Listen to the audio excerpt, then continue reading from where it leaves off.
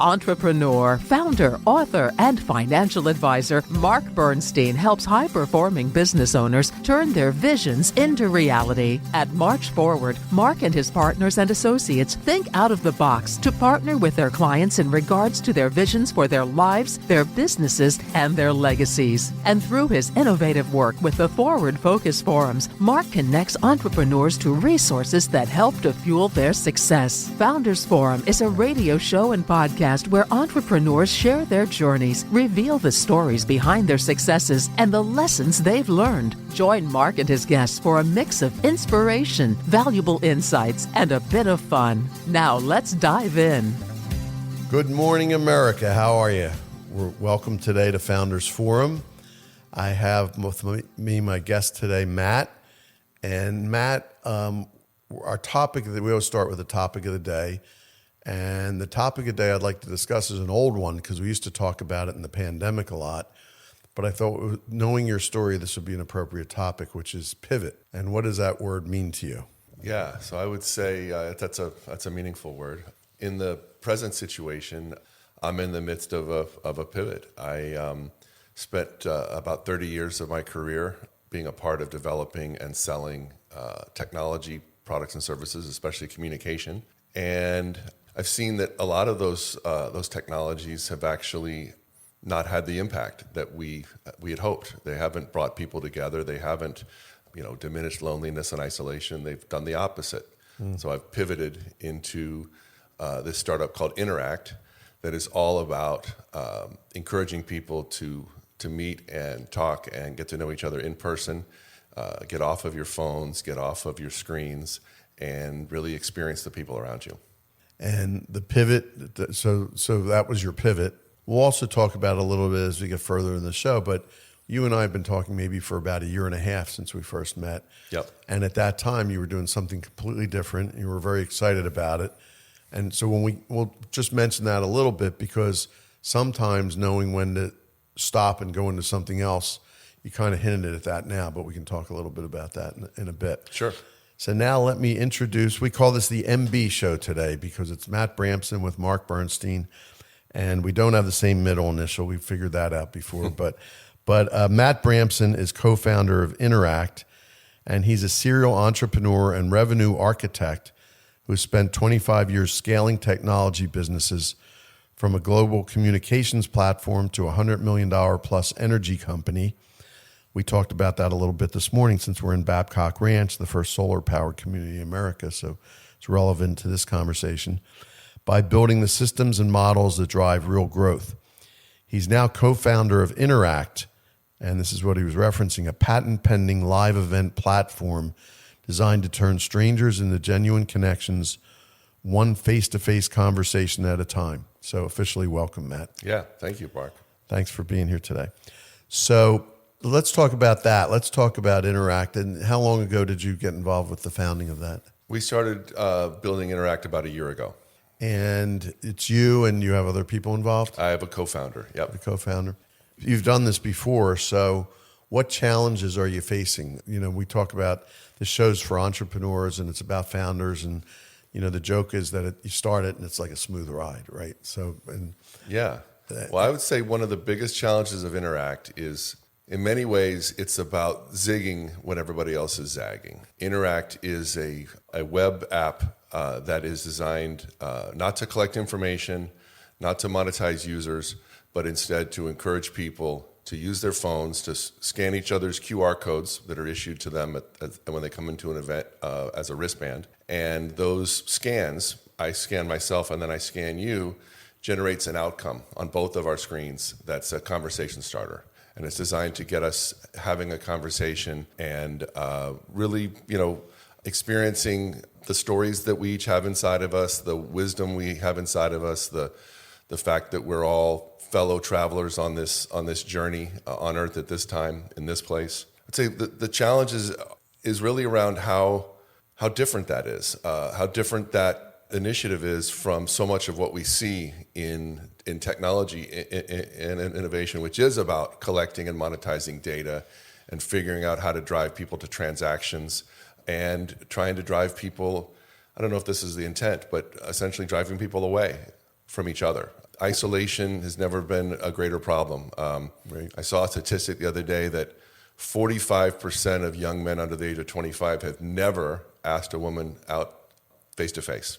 That's alarming. You hear of Scott Galloway, Professor Scott Galloway? It was actually Scott Galloway was the one that I don't know if it was his research or he was just, He's at Harvard, I think, is he, or NYU? I think he's at NYU. Yes, NYU. That's right. Yeah, and he does a lot of work on that, and he's labeled as a very big problem. Yeah, very interesting. Well, and we see it in the statistics. People report having fewer best friends, feeling more isolated, and a lot of it is this kind of alternate reality that's been created largely on social media. We just saw yesterday a huge lawsuit against Meta and Google that was successful around doing harm to young people with some of their algorithms and the way that they use the tools of addiction to drive user engagement.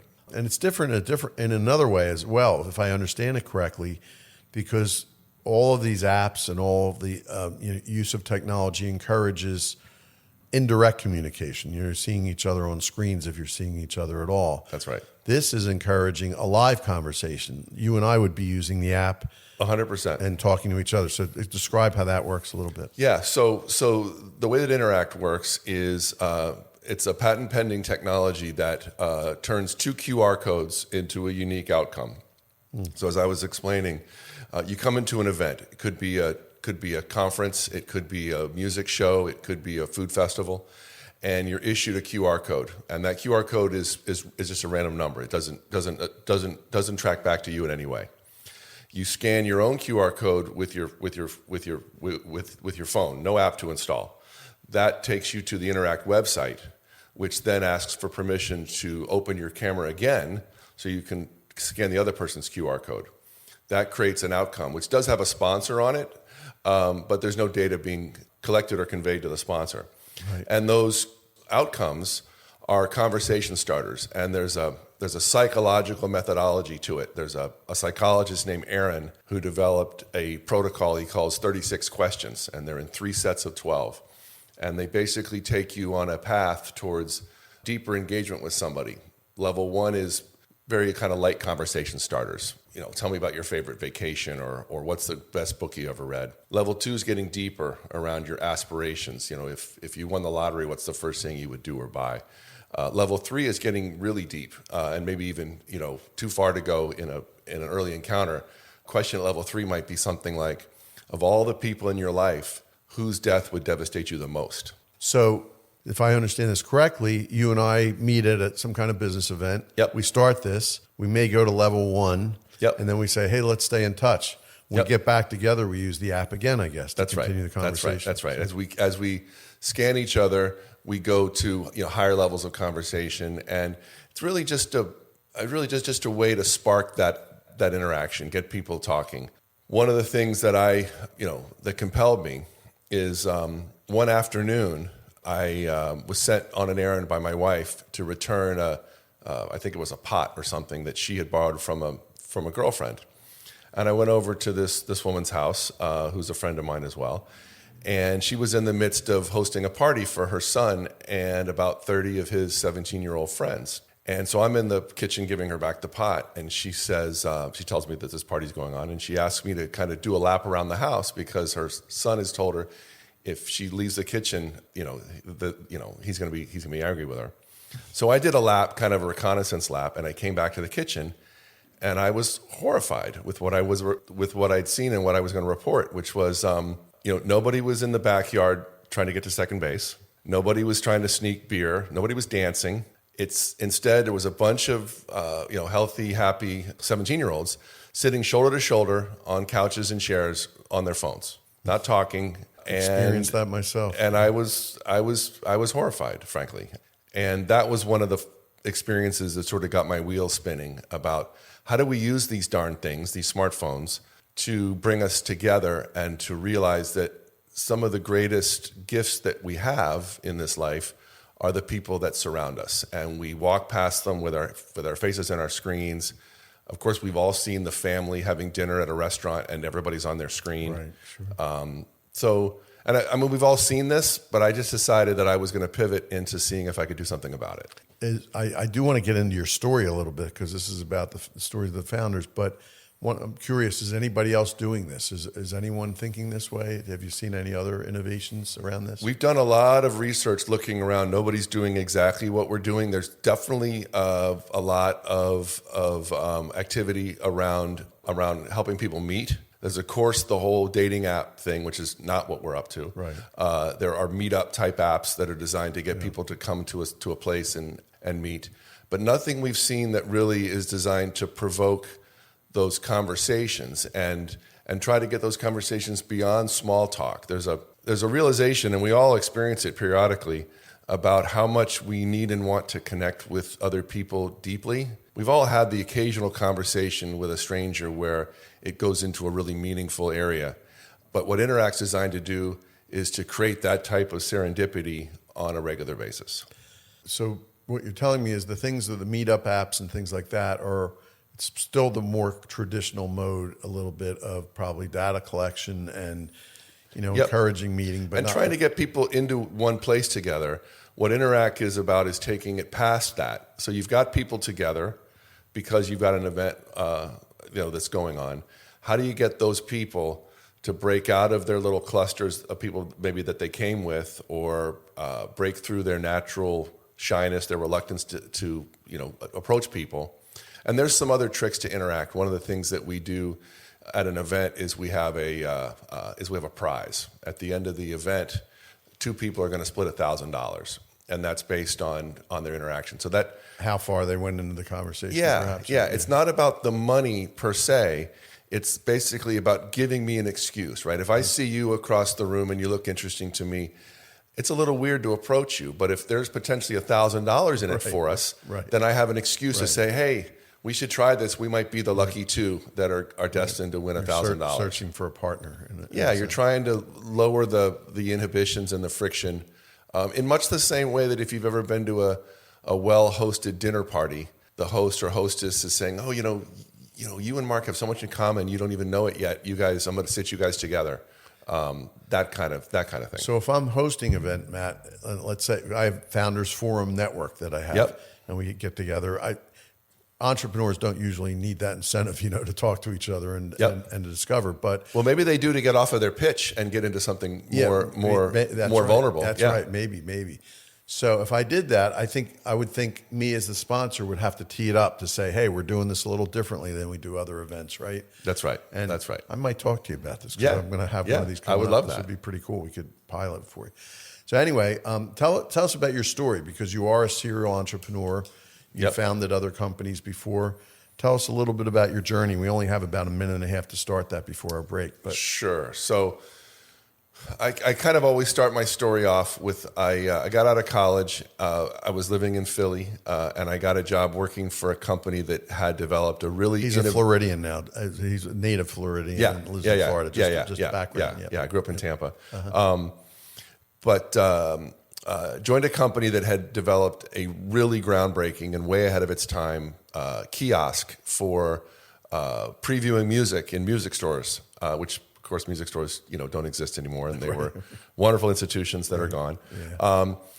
And that was when I caught the bug. I saw the opportunity that software, this is in the late 90s, that software gave a business person to develop and customize a solution very quickly to meet the needs of a certain customer or audience.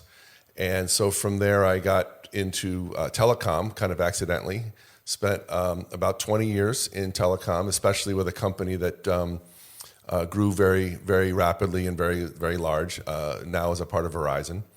And then after that, started a consulting firm helping businesses to overcome a plateau in their growth. What I learned from that, by the way, is that the plateau is always caused by the same thing, which is that the leader has plateaued in various ways. And then started a company that this is where you and I first met, called Greenwise, that helped businesses maximize and automate the process of generating referrals. Got a decent amount of success with that in the roofing business, and for various reasons, I pivoted away from that, and now what I'm really focused on, in addition to helping some clients that are in need of my help on growth, I'm very focused on Interact. It's a great jumping off point. We're going to take a quick break, and we'll be right back on Founders Forum with Matt Bramson. The Sattel Institute is the leading CEO member organization dedicated to corporate social responsibility. Under the vision and leadership of its founder, entrepreneur and philanthropist Ed Sattel, the Institute brings together CEOs in Philadelphia and other cities to support the nonprofit organizations that do heroic work in our communities. The Sattel Institute believes that community is every leader's business. SI's members-only meetings and private CEO conferences give members the opportunity to hear from world-class thought leaders on crucial topics like AI, education, corporate philanthropy, and more. In addition, CEO members get the opportunity to share ideas and experience with their peers, like-minded CEOs who believe in the importance of giving back to the community and who understand the benefits companies get from embracing corporate social responsibility. The Sattel Institute charges no dues or fees. In order to join, member companies simply make a long-term commitment to the nonprofit of their choice. To find out more about membership and why so many leading companies are now part of the Sattel Institute, visit the organization's website at satellinstitute.org. Satell, S-A-T-E-L-L, institute.org. As Ed Sattel says, think we, not just me.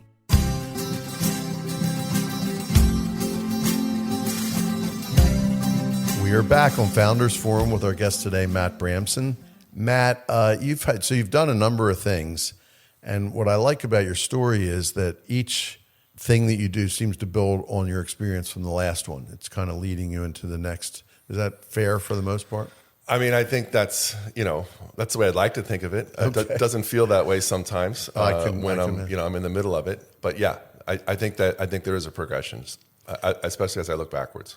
Well, since I've talked to you for a while, I can just see how your thought has evolved from one project to the next. So that's my observation. But maybe it helps you with perspective on the harder days. Sure. Know It's that. always nice to feel like you're making progress.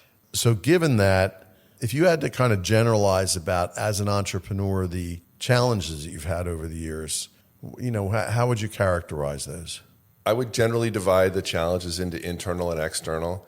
And I would say, for myself, and I think I can extrapolate to most other people, the internal challenges are actually the most difficult. Overcoming inadequate confidence, overcoming risk aversion, overcoming this sense that you don't know enough or you don't have all the skills that are necessary, comparing yourself to people that are more successful. Imposter syndrome, sure. Yep, comparing yourself to other people and feeling that you might not measure up. Those are, to me, I think, the greatest obstacles, because once you, and I don't know that you ever fully conquer them, but once you overcome those obstacles, it gives you a lot of inertia, and some of the things that were external, that were seen as daunting, are much more surmountable. I appreciate you bringing that vulnerability to the show, because we have some of that on the show, but I'd say everybody is always so charged up about where they're headed that we sometimes ignore those pieces. But I don't think there's an entrepreneur that hasn't gone through all those things that you just talked about, if we're being real about it. Yeah. So I appreciate you sharing them. What kind of things have you done to counteract those? Do you do anything, any kind of mental exercises or reading or things that help you progress? Yeah, I do all that. I talk to a therapist once a week. I try to read books that are challenging in a mind expanding kind of a way. I also try to remember that, and I think this is a common theme in the entrepreneurial community, so to speak, that this sort of fake it till you make it ethic is a little bit counterproductive.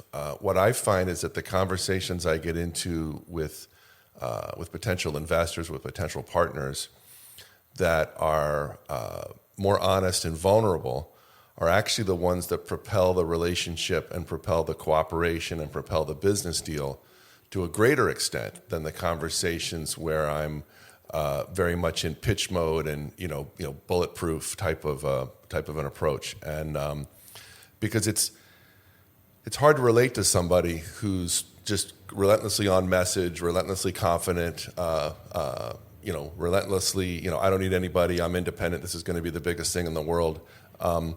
It's not as relatable as you might think it is, as you're kind of, uttering that kind of stuff.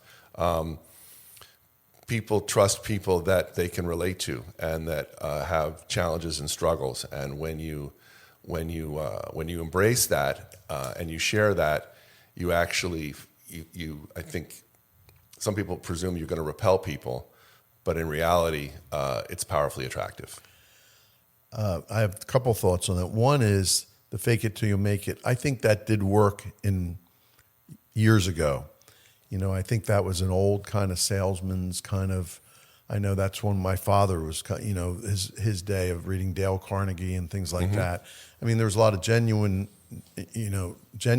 in all of that, but there was also, I think it worked in simpler times, but I agree with you today. I think there are a lot of things that used to work that are outmoded now and don't work as well. The other thought I had is just yesterday we were in the same studio and we were recording a show with Sid Kitson, founder of Babcock Ranch, is a great innovator and all that.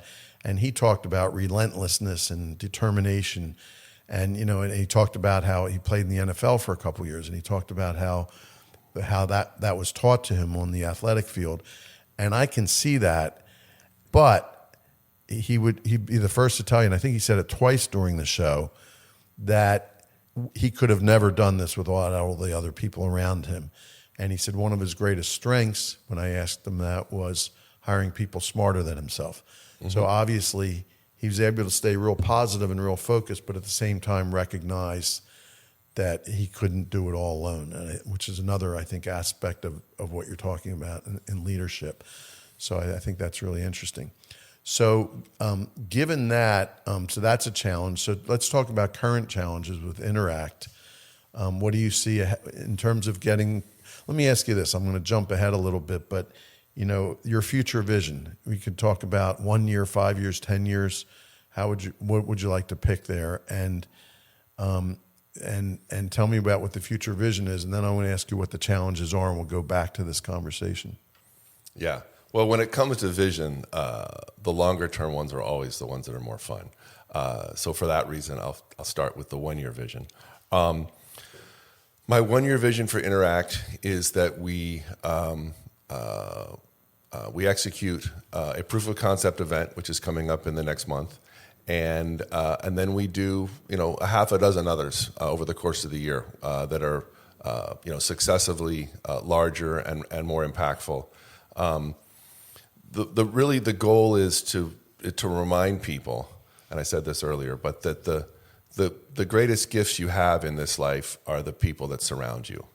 Some of them they're your friends and family. Some of them are strangers, though, that you pass by them and you never avail yourself of what they could teach you and what you could teach them. And increasingly, like I was saying, when people are walking around or sitting in a party on their screens, it's just clear that they're squandering that gift that's around them. And so that'd be probably the central part of my 1 year goal or ambition for Interact is to play a small part in infecting the world with a greater understanding of the value of opening yourself up to other people and putting yourself in conversation with people on a more consistent basis. So one of the obvious challenges is that people aren't built that way these days necessarily, so you have to overcome that. Yep. You see any other challenges for that 1 year vision? I think that we have been so trained to create frictionless experiences and doing things with the smallest number of clicks, and consuming so much of our entertainment, so much of our need for engagement through these devices. Immediate gratification, right? Yeah, that when you go talk to investors, venue operators, event organizers, it's almost like you're speaking a foreign language, that you want to deploy a web app that doesn't collect any data from anybody, doesn't monetize the users in any way, and is really about getting people to put those devices down and really, have face-to-face eye contact conversations. Oddly enough, it sounds a little bit alien to people. Sure, and I could see that. And I have a lot of people kind of looking at me quizzically, like, what? So is gaining funding still a challenge? Not at this stage. We've got a couple of angel investors that are real Good. believers in the concept, Great. and we have enough capital to get us through this first phase. We are starting to see some interest from corporations that want to be a part of it. We would position them as advertisers that are associated with an interaction, but like I said before, there's no data collection. There's no call to action on the app that captures any information. But they would be a part of it. They, in fact, to give you an example, I talked about the mechanic of it, where I scan myself and then I scan you, and an outcome pops up that's the same on both of our devices. And it could be a conversation starter, and it could be related to a sponsor. So, for example, it could be the greatest vacation we've ever had, brought to you by American Airlines, right? And that's the only association. But American Airlines would be potentially associated with a really nice conversation that maybe spills over into our view of the brand. And if I'm American Airlines, I see that I could use that as a culture enhancer for the company, right? Because if I want to retain employees and I can create more and more connections between them at a deeper level, people think a lot less about leaving, right? Yeah. So I see that as a big corporate benefit, but I can also see the difficulty in getting that across to them. But look, you don't need the whole world to believe to make this work. You need believers. You need a team of believers. That's right. Well, one of the things we don't realize, I think, in the digital marketing game is that only about a third of the dollars that corporations spend on marketing is trackable. Most of it is spent on places like billboards and other types of advertising that there's really no direct trackability to it. This has been a great conversation. It's a little different, and I'm glad. It's really one of the most rewarding conversations we've had, but we are out of time. So I thank you, Matt, for being here. Thank you all for listening to Founders Forum, and we'll talk to you again next week.